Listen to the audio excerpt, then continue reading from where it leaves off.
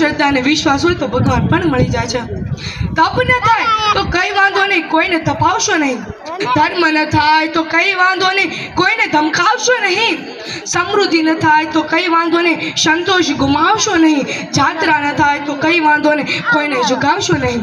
પ્રભુ કૃપાથી મળેલા માનવી જીવન આમ જ વ્યર્થ બગાડશો નહીં. મળેલા ધર્મનું મૂલ્ય સમજો, મામૂલી સમજી વેડપશો નહીં. સૌને મારા સમજીને વિનવું છું, મારું ખોટું કદી લગાડશો નહીં. જીવન રૂપી ભગવાનના અમૂલ્ય ભેટને આમ જ વ્યર્થ બગાડશો નહીં. મર્યાદા રાખવી ખૂબ જ જરૂરી છે. પૈસાની કમાઈ ખર્ચમાં અને જ્ઞાનની કમાઈ ચર્ચામાં.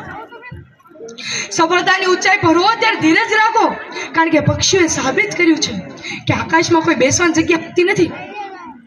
પોતાનું સંપૂર્ણ જીવન આપીને પાણી વૃક્ષને ઉછેરે છે, એટલે જ કદાચ પાણી લાકડાને કોઈથી ડૂબવા દેતું નથી.